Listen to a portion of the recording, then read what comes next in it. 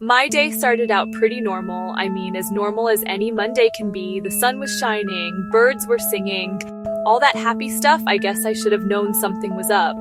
The world was just a little too quiet. I rolled over and looked at my alarm clock. It was blank. Totally dark screen. I figured the power was out. No big deal, right? I could just check the time on my phone. I reached for my phone on the nightstand, feeling proud of my problem solving. Then problems started. My phone was dead, forgot to plug it in last night. Silent room, no idea what time it was. For a second, I thought it was still night, but sunlight was super bright. Bad sign on a school day. I ran to the living room to check the wall clock. My heart dropped. It was 8:15 a.m. School starts at 8:30 a.m. I was supposed to wake at 7 a.m. Not a little late. A category 5 get dressed in 10 seconds kind of late. My mom had already left for work, just me and bad luck. I threw on the first clothes I could find. Bright green dinosaur shirt, striped pants. Did they match? Absolutely not. Did I care? Not at all. So I ran to the kitchen and decided to make a quick cup of coffee. My mom lets me have 1 cup in the morning as long as it's mostly milk. I grabbed the biggest mug I could find. It was one of those giant mugs that says "World's Best Dad" on it. I don't know why we have it. My dad hates coffee. I poured in the last little bit of coffee from the pot and then filled the rest up with milk. It looked perfect. A beautiful light brown color. This was gonna save my morning. Or so I thought. I had the brilliant idea to drink my coffee while I put on my shoes. I know. I set the giant mug down on the floor next to the front door and started trying to jam my foot into my sneaker. My shoelaces were in a huge knot. As I was pulling on the knot, my elbow bumped the mug. I watched in slow motion as the World's Best Dad mug tipped over. Coffee went absolutely everywhere. All over the floor, all over my shoes, all over my bright white socks. My white socks were now a sad, splotchy brown color, and my shoes were full of cold, milky coffee. It felt like I was stepping into a puddle. I let out a groan. I reached into my pocket to get my house keys. I patted my left pocket. Nothing. I patted my right pocket. Still nothing. My heart did that little sinking thing again. This day was just getting better and better. My keys were gone, just completely vanished. I checked all my pockets again, even the tiny little pocket on my jeans that's too small to hold anything. I dumped my entire backpack out onto the floor. Books, papers, old granola bar wrappers. There were no keys in my backpack. I ran back to my room, which looked like a tornado had just gone through it. I checked my nightstand. I looked under my bed. I even checked inside my pillowcase. Nothing. The clock in the living room now said 8:25 a.m. Wait a minute. The kitchen. I ran back to the kitchen and looked around. And then I saw it.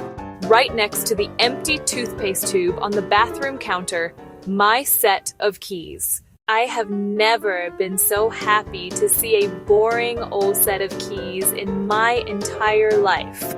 I grabbed the keys, sprinted back to the front door, and scooped all my stuff back into my backpack. I slammed the door shut, locked it, and started running. My coffee-filled shoes made squishing sound with every step. I made it to school just as the final bell was ringing. I was out of breath and sweating, but I made it. I walked into my first class, history, and everyone turned to look at me.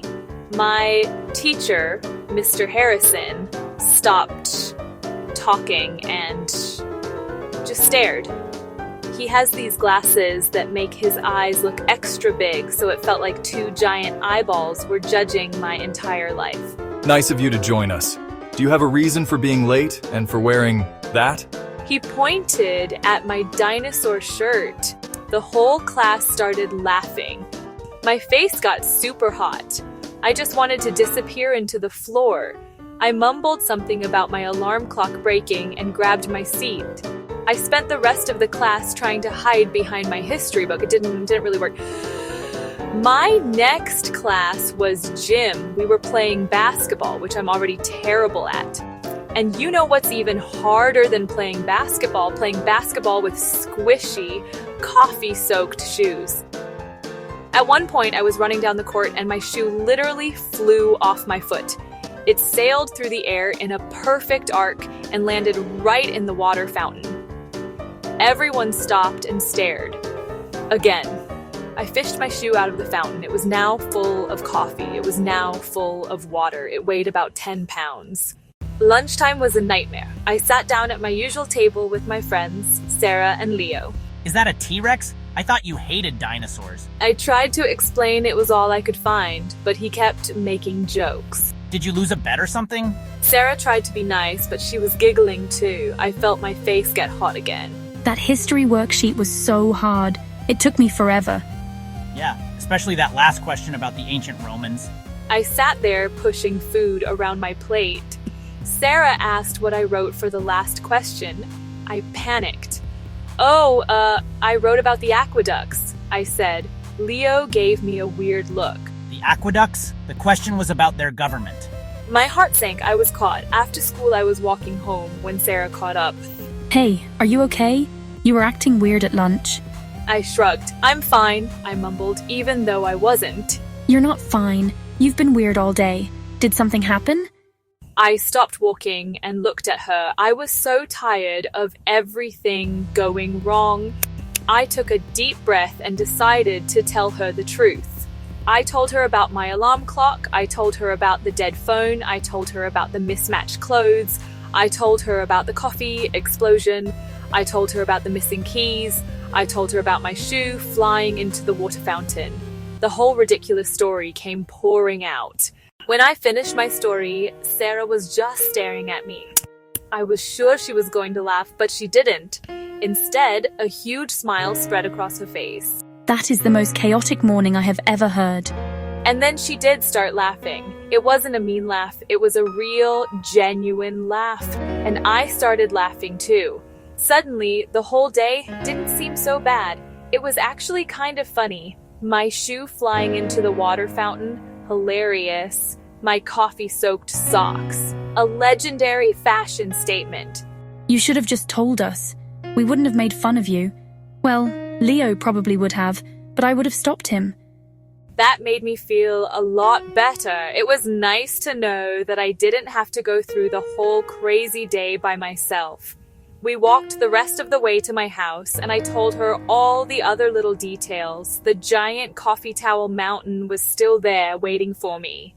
It looked like a sad, brown ghost. When I got inside, my mum was home. She took one look at me, the dinosaur shirt, the wet shoes, the tired look on my face, and just said, "Rough day, honey." I nodded. I didn't even have to explain. She just knew.